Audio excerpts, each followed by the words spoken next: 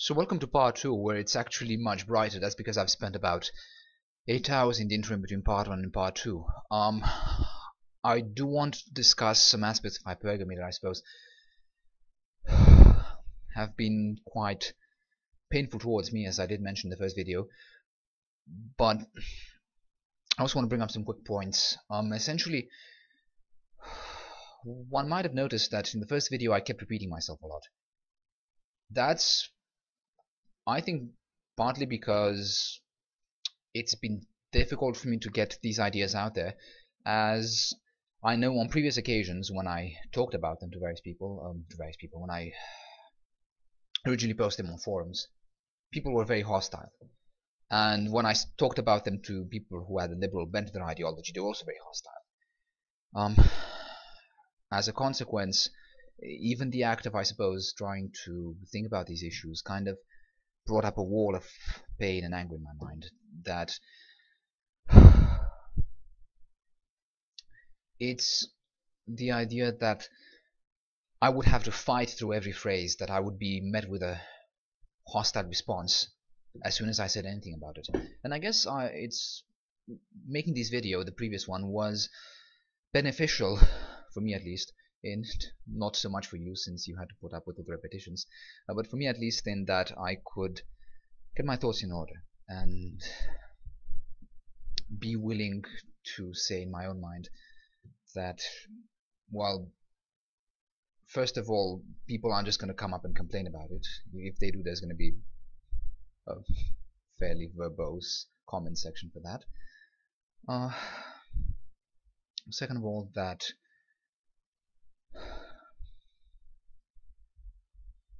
I would be able to say anything I want to say without interruption. So, about this more personal aspect of hypergamy that I've encountered. Basically, it flies straight in the face of my own perception of love, and I would argue that my perception of love, not because I've been born with it, but because I've developed it, is a lot more reasonable and logical, decent than hypergamy.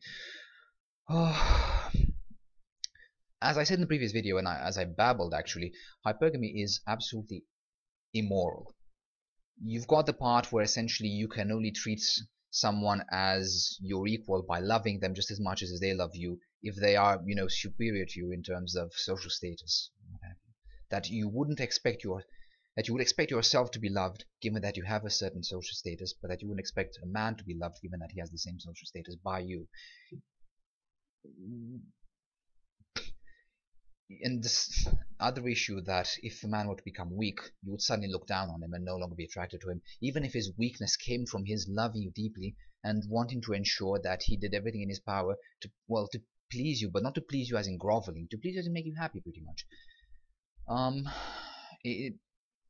It's like, imagine if your parents grew old and weak and mentally frail. Would you just dump them for that? No. Imagine that you had a child, you picked him up in your hands, and the little child started wailing and kicking. You would think that's adorable. You would love the little child. Likewise, for a little furry animal, if you actually love animals. I personally love a lot, all kinds of animals, including snails and slugs. I just find them really cute. You wouldn't try to look down on them. You wouldn't feel disgusted by them. You would try to love them and care about them. But when it comes to a woman, how she treats a man, I've personally seen this myself, and this is part of what I want to talk about in this part of the video. As soon as a woman thinks about being sexual towards a man, she suddenly switches into psychopath mode, into hypergamist mode. She decides that she's gonna look up a list of his traits and pull out a calculator and get a sense of whether or not he matches all the 230 tick boxes, that he actually meets all her criteria. And if he doesn't, then she has to wiggle her way out of the situation. No interest in actually telling him what she wants so that he might know in the future whether to look for a woman like her. No interest in trying to compensate for the fact that she has essentially denied someone love, just complete self-interest. Deciding that man wasn't even good enough for her without even thinking whether or not her stances on what is good enough for her is good, well, good enough even, without ever considering the morality of her own choices.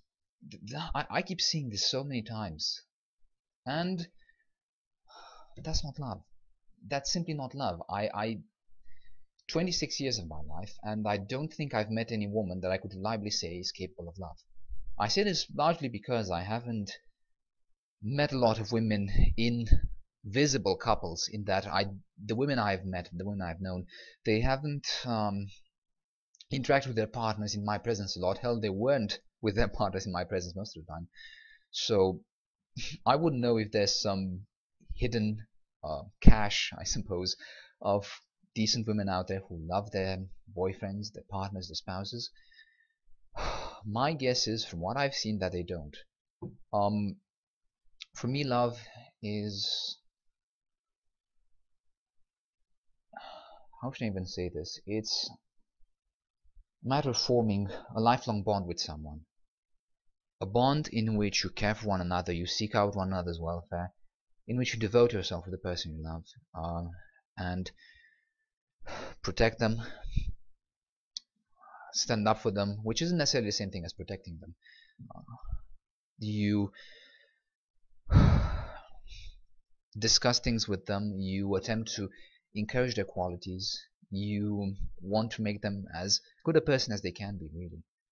And you don't expect or demand the reciprocal from them, but you just let them provide it. And when your partner is broken or suffering, you help them, you care for them. When they're happy, you, well, provide them more reason for happiness. That's how it goes. You never think about whether or not they have enough social status to satisfy your hypergamous lust. That's not love. It's the opposite of love. It kills love. I'm stuck for words when I think about the way women act, the way they feel, their lust. It goes completely against all that is good. I'm at a loss. The idea that suddenly, if a man isn't prestigious, you shouldn't love him, that doesn't work. I'm sorry, I don't even know what to say here. It's, I suppose, much easier for me to discuss my own attitudes towards love than to get into this abomination that so many women feel. Oh, but what love isn't is chasing around a woman's desire for a dominant, socially successful man. I mean, think about it. In order for a woman to be satisfied with you, she has to know that you run other people's lives pretty much.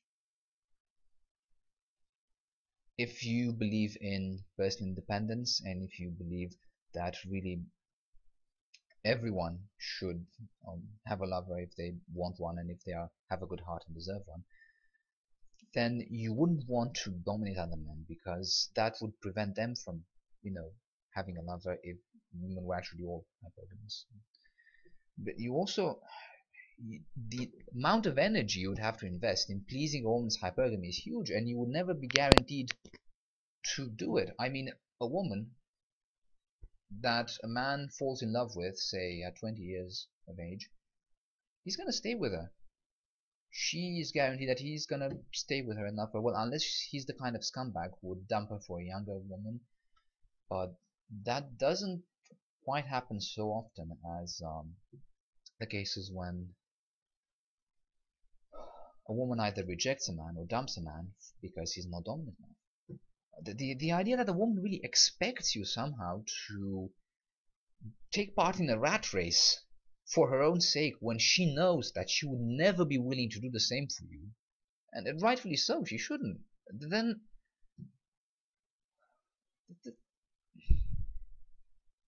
again, I'm at a loss for words. All I can say is that it's wrong, and to deny someone love for that is pure evil. I know that when I was younger and more naive, I really thought about that I wouldn't go for a woman who was attractive physically and would be coveted by many men, not because, I would be afraid that I would lose her or that I'd be rejected. That's not the issue. I'm perfectly happy to compete when competition is, how should I say this, something in which everyone can win. I'm not happy to kick other people aside so that I can get the biggest prize out there. That's wrong. And I thought of going for women who were, how should I say this, less likely to have a lot of, well, suitors, or less likely to have any suitors, period, in whom I could encourage moral qualities and whom I could love, essentially. It was a shock for me to realize that these women that I had approached were as hypergamous as their sexy counterparts, and they didn't think about it at all. They just had this hugely inflated view of themselves. They expected to have a hero that would take over the world for them and bring them everything that was their heart's desire, but they didn't realize that they weren't Princess Charming, and when they were looking for Prince Charming, they were in fact looking for Asshole Charming. So I approached them with a very loving and affectionate attitude, and I have to say this, part of what motivated me was, I suppose, my desire for attachment. As I might have said, I come from an abusive family, and I didn't have a parental attachment there, so I really needed an attachment figure. I still feel that I do, although it's not that intense a feeling, partly because it's been numbed, I suppose, by the continued failure to find one. Essentially, what I found was that if I behaved in a very dominant way, like an asshole, I suppose, not an asshole in terms of humiliating or degrading other people, but in terms of not caring about other people's rules, which I don't when these rules are unjust, in terms of dismissing other people's attitudes, which I do when they're not grounded in logic and morality. When women saw that about me, they were attracted towards me. But when women saw that I was very keen on doing things for others, and well, in a sense, being a mover and shaker, but I wouldn't call myself that. More along the lines of trying to do lots of things and being very engaged in things. Women would like that, but then I spoke to these women about my experiences of child abuse, about how much I was hurt, about how I kind of showed to them that I needed an attachment figure, someone to love me and to hold me against her, and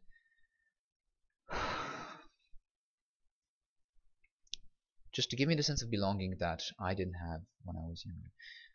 And these women became disgusted with me as a consequence. Soon after I did this, the relationship kind of, disappeared, because I wasn't dominant enough anymore for them. I know that there are women out there. There's this really wonderful set of YouTube videos made by a woman called Dear Firebird. I'm not sure if I think she had taken her channel offline a while ago, in which she talked about her own experiences of abuse, and she talked about how she did manage to find a boyfriend who cares about her and provides her with support. I've also seen other instances of women who did manage to find an attachment figure, either a boyfriend or a male parent or what have you, after the experiences of abuse, and that's because men have the capacity to care about women. They don't reject them for being weak, they don't dump them for being vulnerable and fragile, for having experienced suffering, whereas a woman immediately goes, oh, you've been abused, you've been traumatized, I don't want to have anything to do with you. No, no, no, no, no. I want a big bad boss. That's what I want. I'm not gonna have a lowly bastard like you. I need a real man. Well,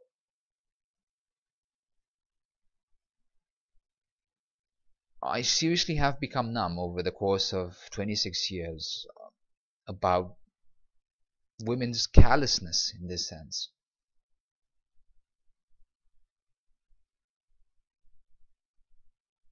I cannot even express what it means in the grand scheme of things if a whole gender who essentially hold a bottleneck to human reproduction are willing to treat the rest of the population like dirt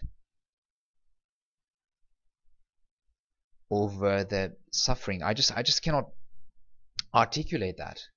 It's an atrocity, and for me it certainly was.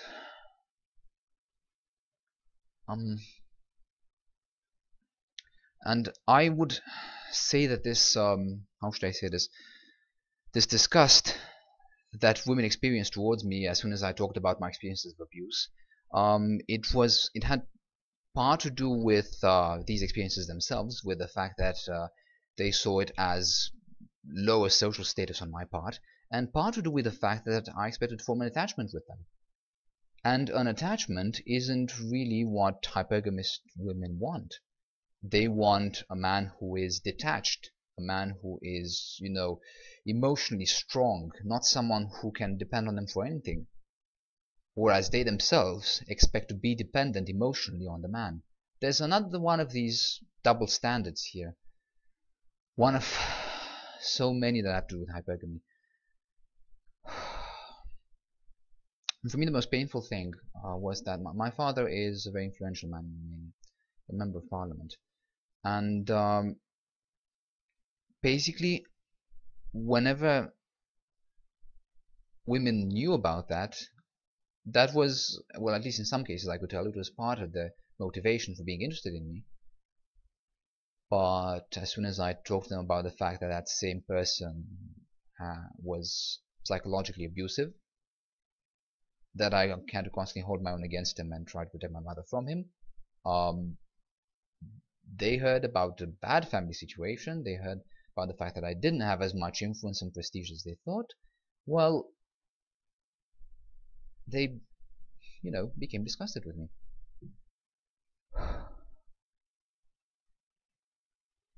And nowadays, I look at any woman I meet with a lot of skepticism, a lot of doubt as to her nature, whereas previously I would have been perfectly happy to really help anyone spontaneously and be really nice to people. I would honestly give people I just met, or had, well, people I just met, people I had known for a little while, I would be perfectly happy to give them hugs, to provide them with love, not because I expected any back, but because I thought that was the good thing to do, and that they would be happy with it.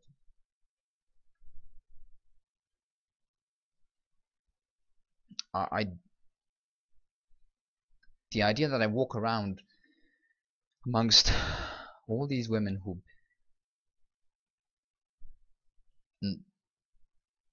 regard me as a utility, who regard me as either a bright beacon of social dominance that they can bask in, or as a spent beacon of social dominance that they should just discard.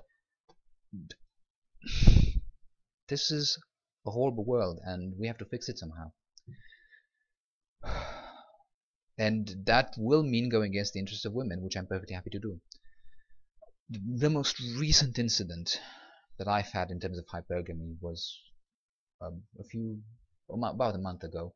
There's this girl that I was, how should I say this, kind of flirting with. I put that in quotes because it wasn't so much flirting as me trying to figure out whether or not she was the kind of person to be attracted to dominance. So I did behave around her, having learned about PUA, game, and so forth.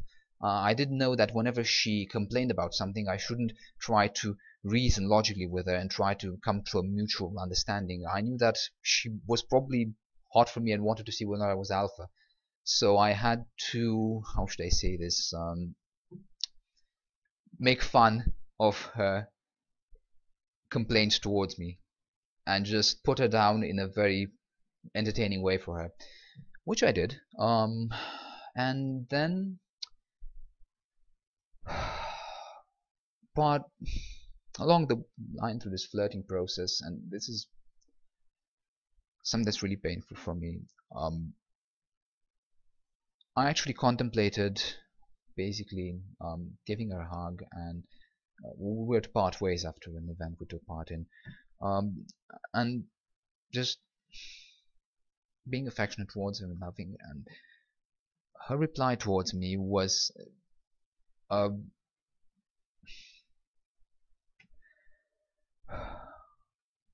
when she saw me having that physical expression in which I just really wanted to hold her and hug her, well, that she basically said that I looked like a puppy in the rain, and she said that condescendingly. And that really made me realize that actually, yeah, I was a puppy in the rain. I still am a little puppy, a wet puppy in the rain, and that a woman's natural response to puppies is to kick them, is to shoo them away.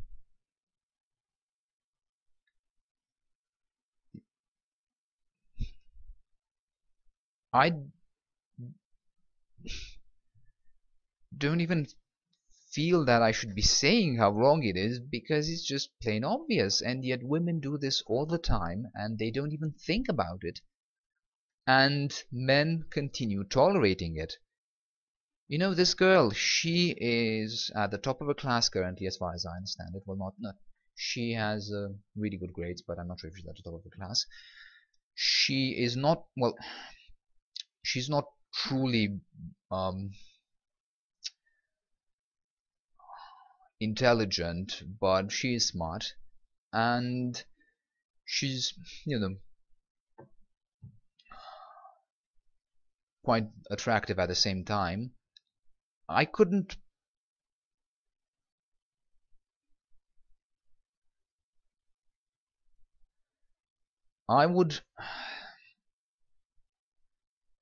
have no idea how anyone would want to be attracted to this sort of person, however, because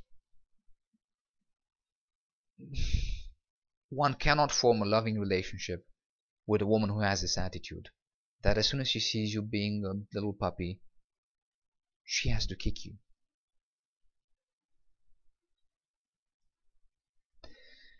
And the worst part of it is that just as everyone most people who have a profound moral defect that is inborn to them, they need to explain it away, they need to justify it.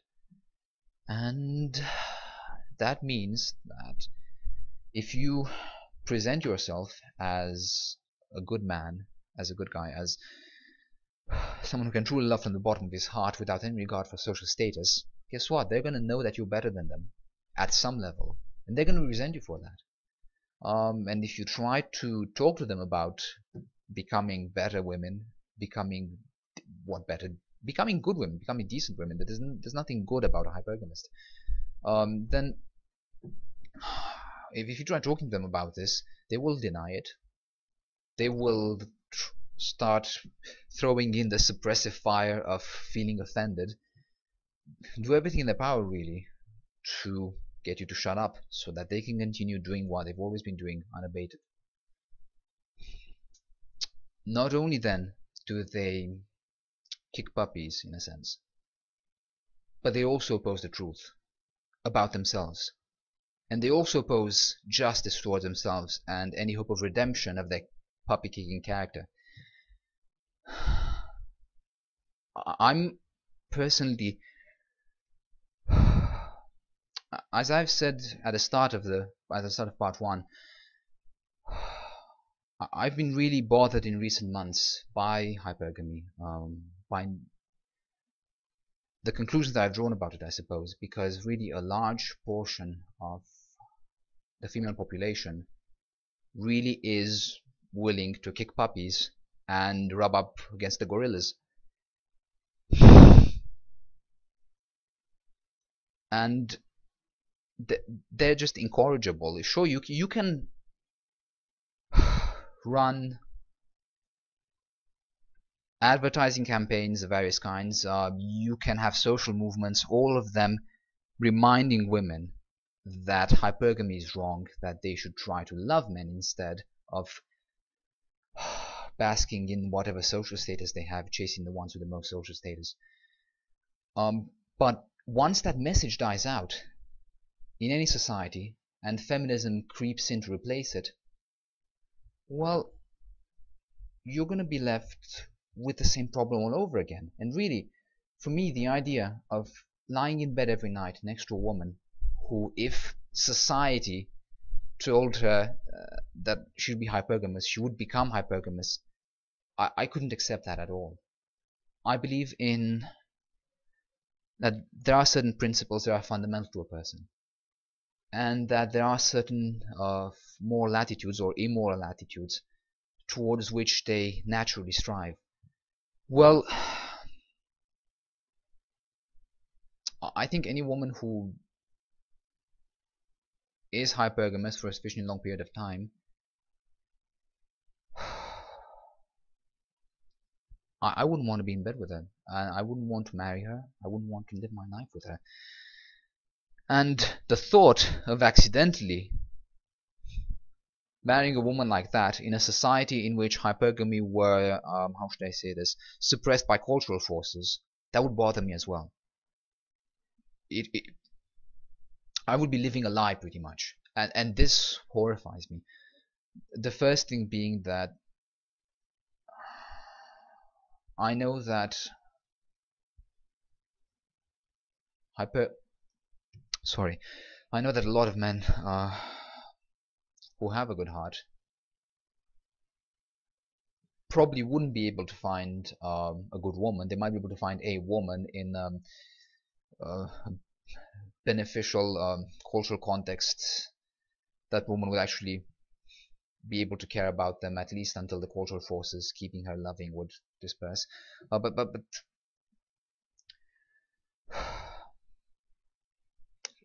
a lot of these men wouldn't be able to find a good woman because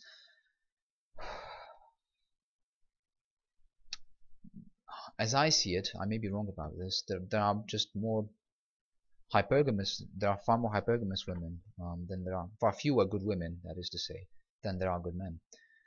So some men would either be living in a lie or would be living with involuntary celibacy, all the while being shamed and ridiculed for the fact that they are living with involuntary celibacy in the feminist culture. That's something to talk about later, I suppose, in a different video. But the second thing is that, you know, as I said, a lot of women are hypergamous, and from what I gather, the feminist perception that a lot of men would become rapists if the culture encouraged it isn't true. If it is, by all means I want to hear about it. I really want to hear about it if it is the case, if there have been studies done on culture in which rape is commonplace and socially accepted, certainly rape of out-group members. I do want to hear about this because I do want to understand the depths of, I suppose, human evil, different aspects of human nature. But my guess is most men wouldn't want to engage in acts of rape. They wouldn't want to engage in acts of domestic abuse. Pretty much everything that feminists have talked about, but a lot of women would be willing to engage in hypergamy if they had the cultural opportunity to do so, if they weren't shamed into being sexually modest. So, what are the solutions to this, really? Well, there are personal solutions, and there are global solutions. There are more long-term, obviously. I don't know the exact figures. In fact, it may very well be that hypergamy is only present in a subset of the female population, or is present in varying degrees in very different subsets of the female population. For example, you've got obviously the lower end of the intelligence spectrum, where people are guided by their base instincts pretty much, and naturally women in that section of the population are going to be very hypergamous.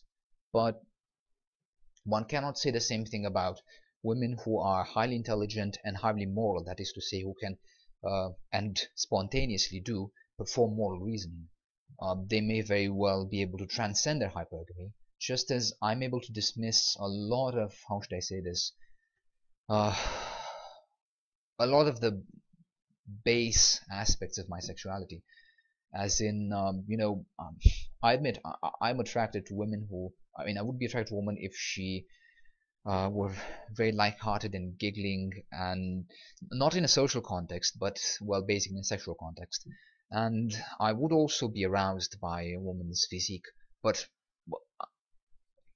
as I said in the previous video, I can just dismiss these things. I can be very modest and not have really high sexual expectations, because really barbaric instincts are just that, barbaric instincts. We as humans, as sentient creatures, Homo sapiens meaning wise man, we are supposed to overcome these and look for higher things, look for morals to guide us rather than our base instincts. That won't be a problem for me, but from what I've experienced, from what I've read, from what I've seen all around me, it seems that women either don't have the capacity, most women don't have the capacity to transcend their base instincts, or they just don't see the point of it because they don't have more morals to guide them. I don't know, but solutions to this, honestly, they depend entirely on how much of the population is hypergamous, and also the gender ratio between non-hypergamous women and good men. This the idea that I might have mentioned about how should I say this, everyone being happy, having a partner,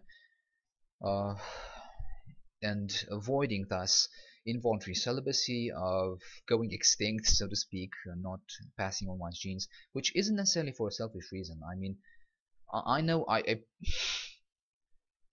would prefer to adopt a boy or a girl that I knew had strong capacity for morals, high, great intellect, and I would rather do that than have my own child, because I come from parents, one of whom has a mental condition, well, a mental condition, an axis 1 mental condition, schizophrenia, one of whom probably has narcissistic personality disorder. I don't have good genes myself. Well, if I do have good genes, they came about,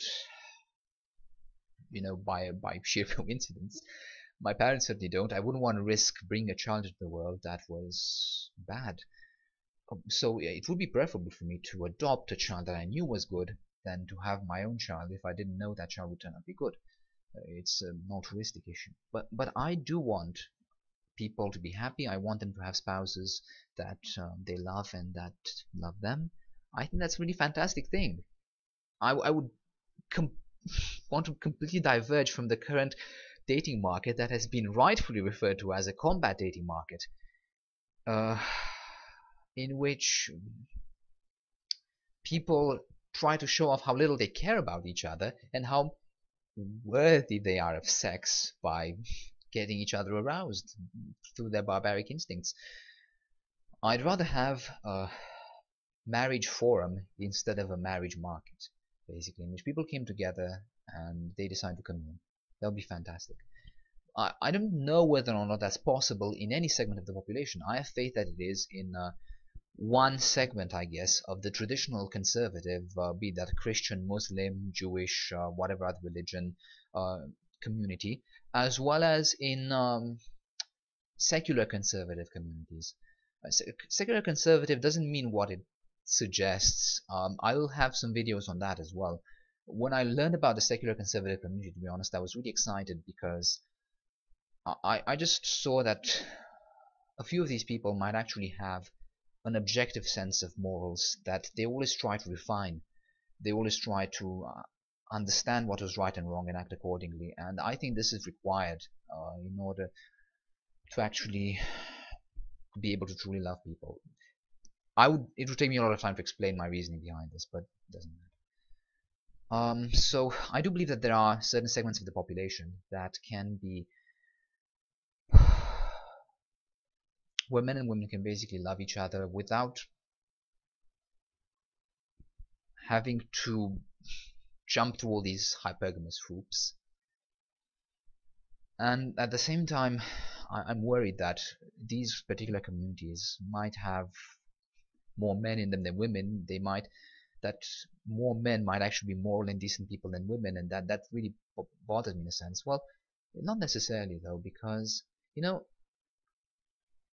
just as there were polygamous arrangements in previous civilizations and in current ones even, one can have polyandric arrangements in which the same woman marries multiple men. And I think, honestly, if I were in a tribal society in which a lot of men died to accidents because they had to go out and either hunt or, I don't know, excavate rocks or go into coal mines and have the ceiling collapse on them. Well, okay, if there's a widow, say she's 50 years old even, I would still want her to be loved, and I would be perfectly happy to, love her if I had a wife and if she was also adamantly for this.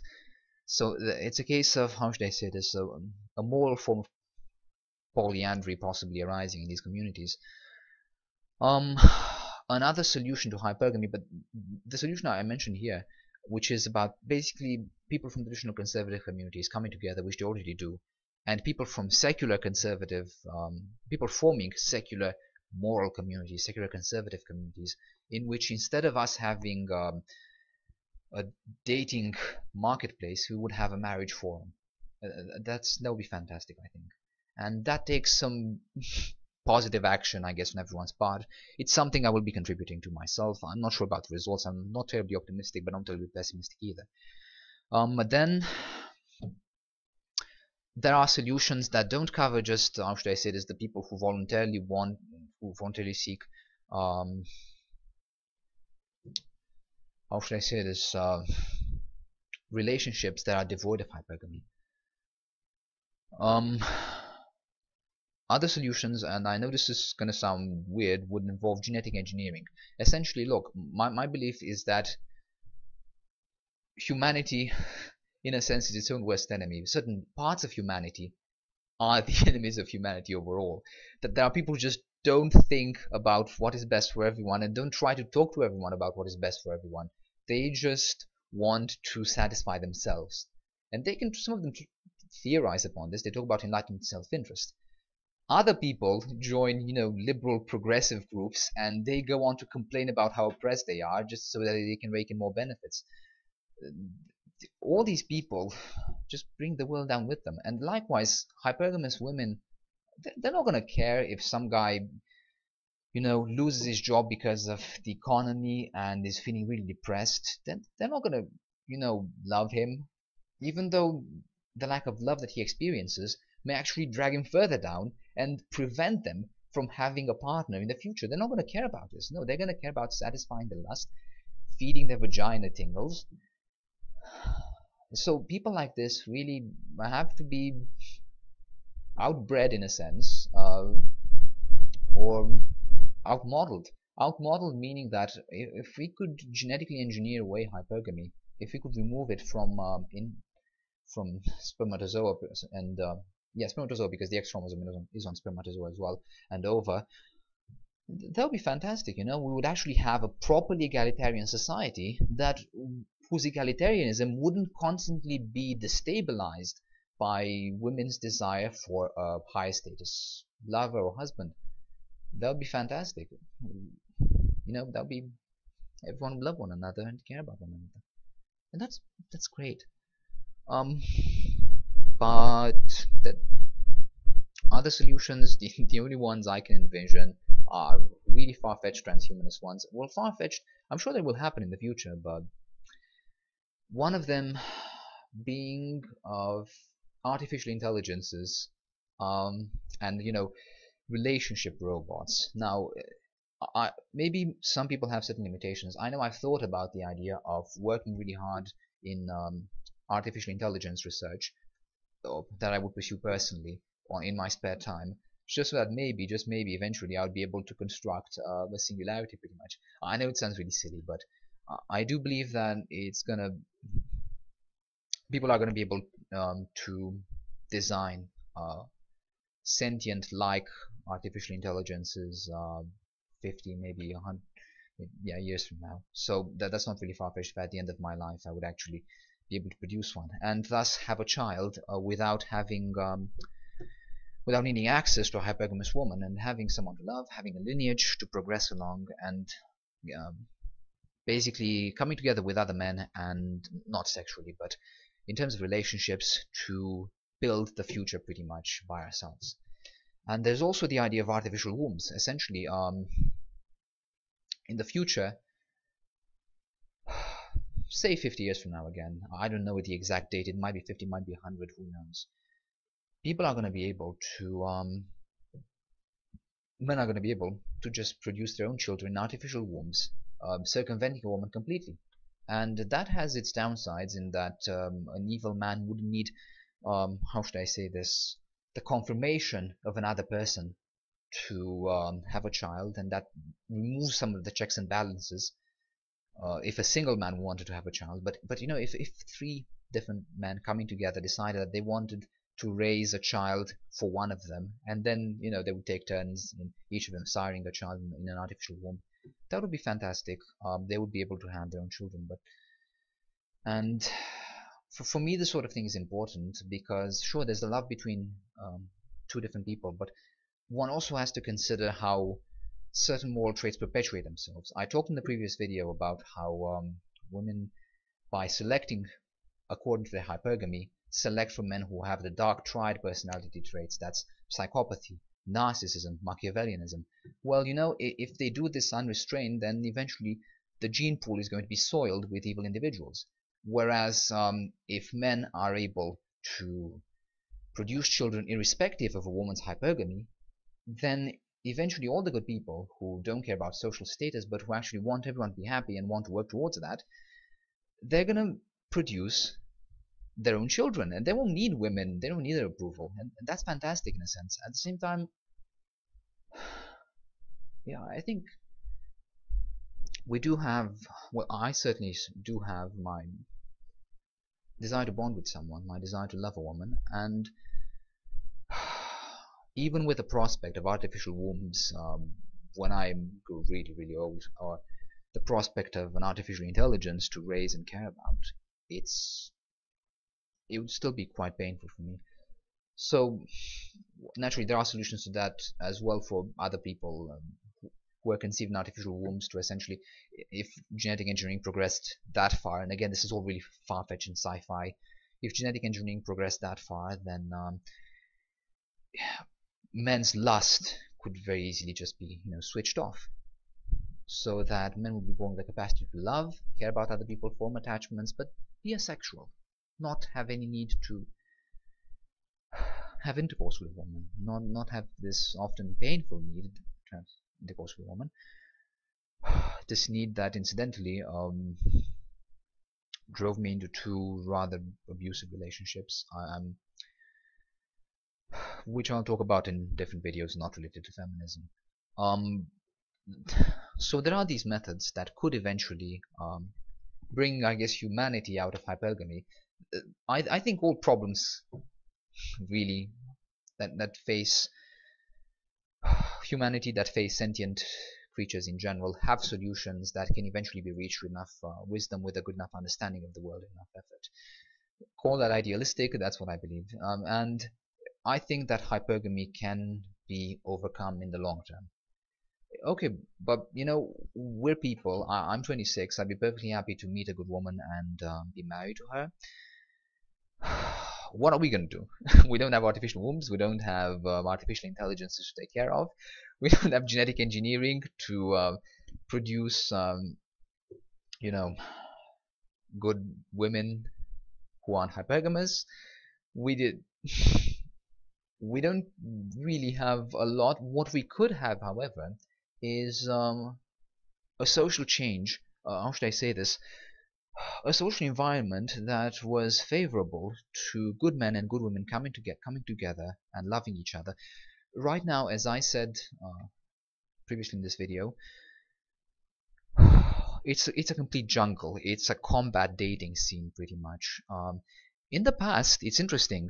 Dalrock, from the traditional conservative blogger, he spoke about how in his generation, when he was young, fathers would, how should I say this, uh, meet with the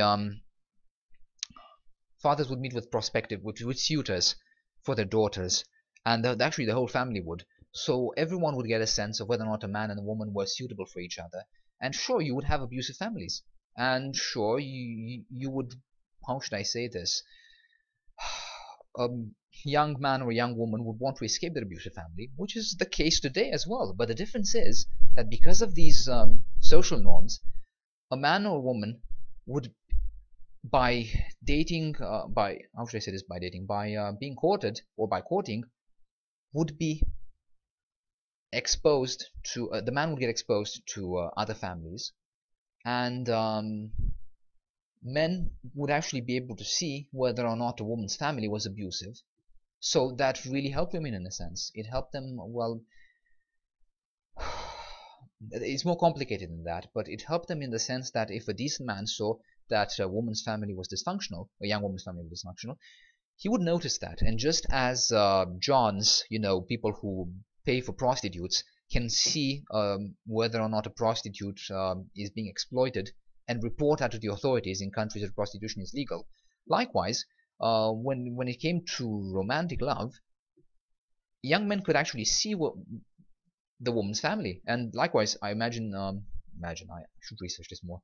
I imagine the woman would see the young man's family, and they would know essentially if the person were abused, and they could actually talk about it. And this served as a deterrent towards abuse in a sense. But now we have liberalism. Now we have a progressive, brave new world in which, really, if you're dating someone, no one knows about it except for you and her. And if she's an abuser, you can talk about it to your friends. It doesn't matter. She's just going to go on and, abuse other men. There's no community to hold her in check. There's no community to, I guess, instill morals in people, provide them with guidelines in terms of how they should approach one another, and to encourage true love to blossom, as opposed to the hookup culture in which we live nowadays. And you can say that all you like about communities being, despotic, about them being oppressive and controlling the people who are in them. But, the people who say that, they are usually either scumbags or anarchists. The argument may have merit in some communities, I don't deny that. But I think a lot of the people who would complain about this sort of thing just complain because they like the freedom to destroy other people's lives. That's it. So for shorter term solutions for us all, I think it's just a case of setting standards, romantic ones. And naturally, we are a psychologically diverse group of people. Every society is a psychologically diverse group of people. You're going to have people who feel restricted unnecessarily by, how should I say it, by rigid marriage customs, or by the regulation provided, the oversight provided by a community and by a family upon prospective marriage partners. But you know what? They can complain all they want, and they can go and have sex with each other all day long and get all the STDs they want, and make each other miserable by the age of 30 when they just can't. When the women cannot stand the let me rephrase that. When the man cannot stand the sight of the women who have gone along the cock carousel because they don't want their dignity to be tarnished by sleeping with these women after they have rejected them for so long, and the women cannot stand the sight of their beta orbiters. Well, they can get hooked up with them because they have no other choice, but they're still unhappy because they had their dose of the cock carousel when they were younger, and now they're addicted to it. They're addicted to alpha, pretty much. If anyone doesn't know what these terms mean, well, then just look them up. The so-called manosphere, and the PUA communities talk about these. Likewise, traditional conservatives talk about these, but in a far different light, and obviously they're far more critical than the PUA people. So instead of having this sort of society in which people just exploit from each other, in which sex is mutual exploitation,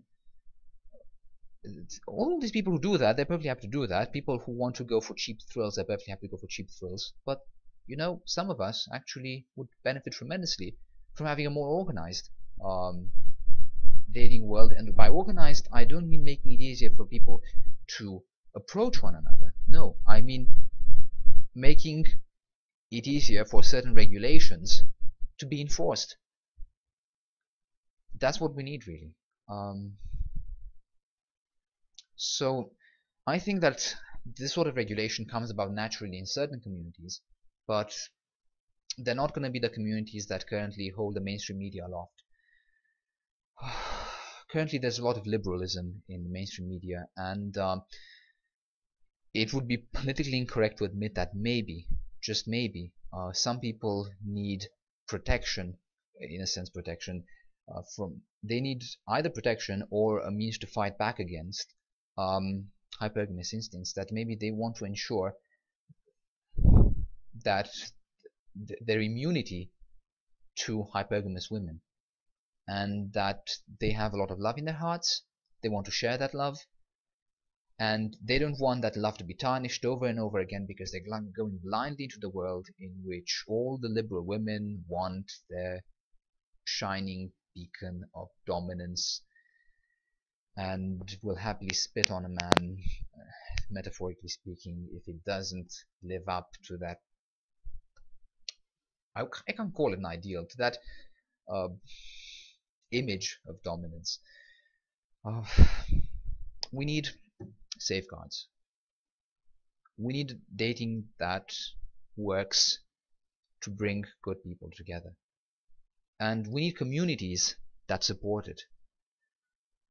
So my stance is that we should start talking about moral communities in which everyone has responsibilities.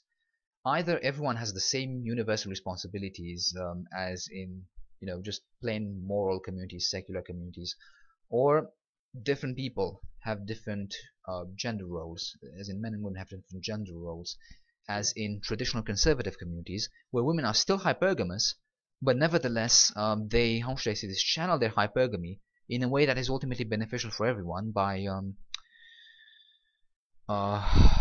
I guess submitting to their husbands, and that's really a very strong word in today's language, just by being at the side of their husbands as opposed to being in the front seat. That's the idea. I know this has been a mouthful, and I'm glad to have finished it on an optimistic way.